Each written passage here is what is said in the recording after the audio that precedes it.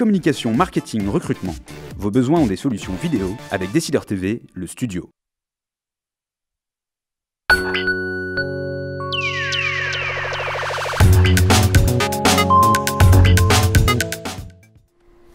Bonjour et bienvenue à Décideur Politique, l'émission du JDD.fr et de Décideur TV.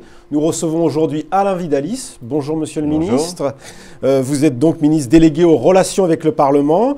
Vous n'êtes pas forcément super connu dans le grand public, mais pourtant vous êtes un des rouages essentiels à l'Assemblée nationale, où vous avez été élu pour la première fois en 1988, si je ne me trompe pas. Nous verrons bien sûr l'actualité immédiate avec vous, c'est-à-dire la fin de la discussion budgétaire à l'Assemblée nationale, puis le budget ira au Sénat.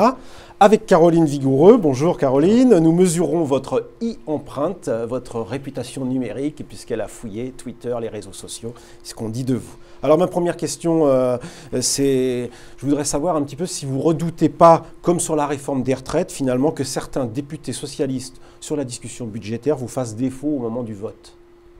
Pas du tout, parce que la question qui est posée est d'une nature différente. J'ai envie de dire que l'amplitude et la question qui est posée n'est pas la même. Pas simplement les députés socialistes. À l'ensemble de la majorité, la règle qui est posée est claire, c'est-à-dire ceux qui sont représentés au gouvernement. Lorsqu'on fait partie du gouvernement et de la majorité, on vote pour, on s'abstient de ça, on vote pour le budget de la France et on vote pour la loi de financement de la sécurité sociale. C'est le contrat qui a été passé à l'origine, et c'est un contrat certes limité, ne concerne pas l'ensemble des autres textes, mais là les choses sont claires. Évidemment. C'est le marqueur, c'est la évidemment pour les députés, c'est la règle.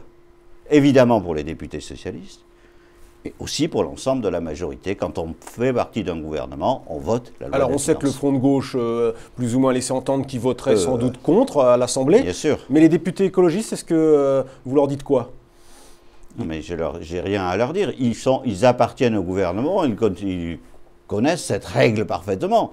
Donc, je ne vois pas comment ils pourraient envisager de voter contre, si ce n'est évidemment d'en tirer les conséquences. Ça, c'est leur liberté. Mais la règle est claire, on ne peut pas faire partie d'un gouvernement et voter contre le projet de budget. C'est vrai pour les députés socialistes, puisque c'était votre question, mais oui, c'est vrai pour tous ceux qui sont au gouvernement. Évidemment, ça n'est pas vrai pour les députés communistes qui, eux, n'ont pas pris la responsabilité de rentrer au gouvernement. Donc, on ne va pas leur demander d'assumer les responsabilités qu'ils n'ont pas prises. Caroline. Bruno Leroux, le président du groupe socialiste à l'Assemblée nationale, s'apprête à distribuer des règles dites de vie collective aux députés. On a l'impression qu'en ce moment, c'est de plus en plus difficile de contenir la colère de certains élus socialistes. La colère, la volonté de travailler, il y a une vraie contestation au sein du groupe. De participer. Non, je ne crois pas. Je pense que chez les députés socialistes, il y a la volonté, puisque c'est le groupe majoritaire aussi, de faire vivre le Parlement. Et vous savez, on est en train de voter le budget, et l'empreinte du groupe socialiste sur ce budget, elle n'est pas négligeable. Disons un chiffre comme ça, en général, entre le budget que présente un gouvernement sous toutes les majorités et celui qui sort, la marge de manœuvre, elle est autour de 300 millions habituellement. C'est-à-dire c'est assez limité. Là, on est quand même sur une modification qui va porter sur pratiquement 1 milliard et demi. Donc il y a eu un vrai travail qui a été fait et je pense que les députés socialistes peuvent être satisfaits de l'écoute du gouvernement. Donc les 17 députés socialistes qui ont voté, qui se sont abstenus sur la réforme des retraites ont intérêt à rentrer dans le rang. Ils n'ont pas intérêt à rentrer dans le rang. Je veux dire, on leur a demandé effectivement de soutenir l'action du gouvernement. Ils ont tous été élus après l'élection de François Hollande. Et on ne peut pas, c'est un peu le débat sur les retraites si vous voulez, c'est-à-dire qu'on ne peut pas soutenir les bons articles et puis s'exonérer de la responsabilité sur le financement. C'est un texte qui est un vrai texte avec des marqueurs de gauche, mais à l'entrée, une ligne, un passage obligé qui est comment on fait pour trouver 20 milliards à l'horizon de 2017. Mais personne ne peut s'exonérer de ça, et on s'en est pas exonéré. Et en même temps, on a mis dedans ce qui aujourd'hui permet de corriger des injustices de notre système de retraite, notamment pour la pénibilité, donc pour les ouvriers. Enfin, comment on peut ne pas voter un texte sur les retraites qui, au fond, met fin à une des injustices dont personne n'a parlé jusqu'à présent d'une manière forte? C'est quoi la principale injustice de notre système de retraite? C'est l'espérance de vie.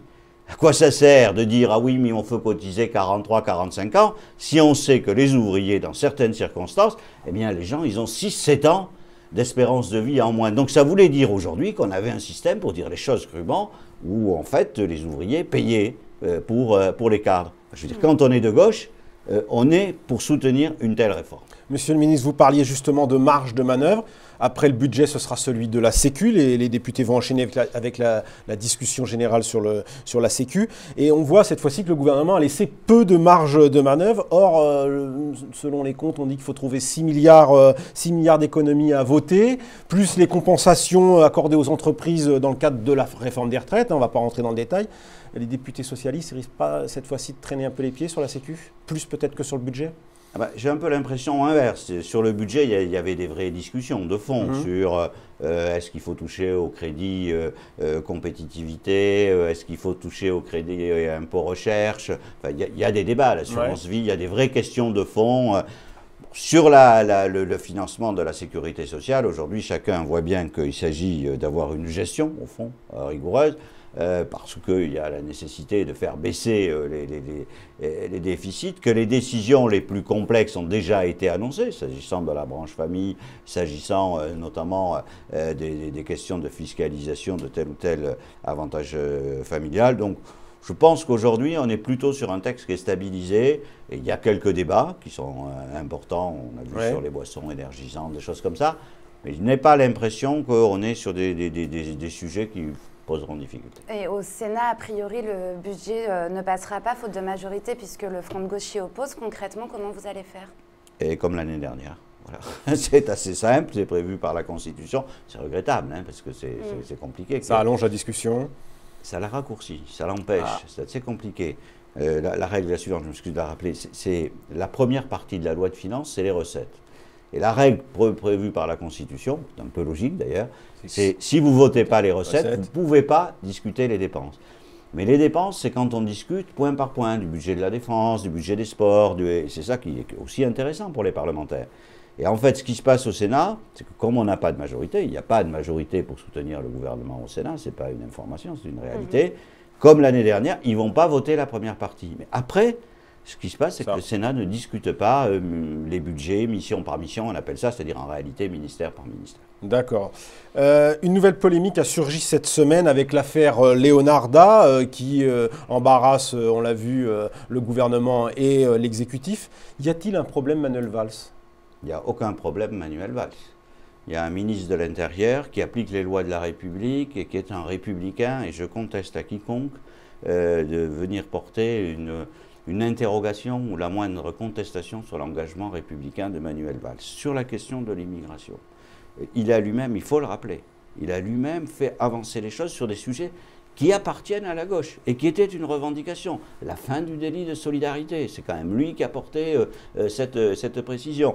Le fait que les familles, justement, et on s'approche de notre affaire, ne peuvent plus aujourd'hui être dans des camps de rétention avec les enfants, mais assignés à résidence. C'est une des circonstances de cette affaire. Tout ça, c'est lui qui a mis ça en œuvre, notamment pour aboutir à la circulaire du mois de novembre. Donc franchement, la question qui est posée aujourd'hui, et qui est une question qui est légitime, c'est est-ce que l'école, le temps scolaire en général, doit être sanctuarisé, c'est-à-dire, bon, est-ce que la société peut se dire... C'est-à-dire assouplir la circulaire, justement, et sanctuariser l'école à l'intérieur de cette circulaire. La préciser si c'est nécessaire, on va voir... C'est ce que l'Élysée a laissé entendre hier soir. On va voir.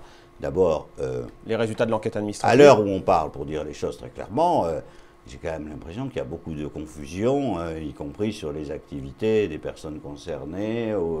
Enfin, ça ne m'a pas l'air tout à fait clair. Donc, ce qu'on a besoin de savoir, c'est comment ça s'est passé exactement. Vous savez qu'y compris dans le milieu associatif, c'est pas très clair.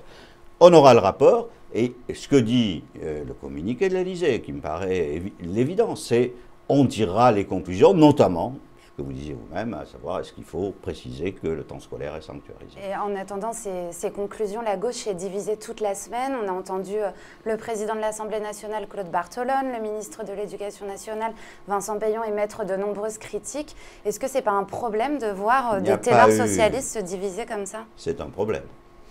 Il n'y a pas eu de discours divergent à l'intérieur du gouvernement.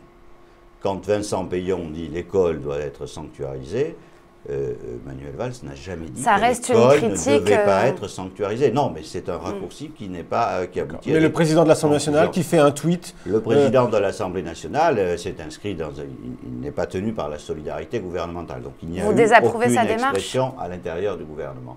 Non, je pense qu'il ne faut pas se précipiter. Et surtout, il y a une facilité à opposer la loi et les valeurs. Parce qu'au fond, on en est là. Certains disent, oui, mais la loi, elle est ce qu'elle est, mais nos valeurs font qu'il ne faudrait pas respecter la loi. Eh bien, je pense que quand on est républicain et qu'on pense que nos valeurs, et c'est possible, le débat doit être ouvert, que nos valeurs ne se retrouvent pas dans la loi, alors on change la loi. Alors, ça, c'était la seule réponse possible aujourd'hui quand on est républicain et que j'invite vraiment tout le monde. Donc, Claude Barthelone s'est un peu précipité avec son tweet? Non, il a rappelé un principe.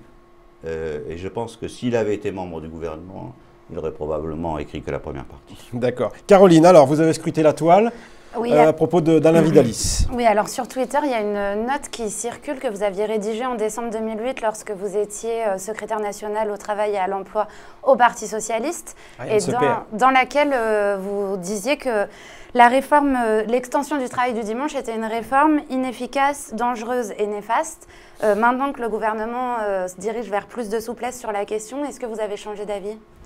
Un, je n'ai pas changé d'avis. Deux, le fait que le gouvernement se dirige vers plus de souplesse, c'est aussi aujourd'hui tirer les conclusions d'une expertise qui est en cours et qui n'est pas achevée. Lorsque Michel Sapin s'est exprimé sur cette question, il a rappelé un principe qui est que le dimanche n'est pas un jour comme les autres.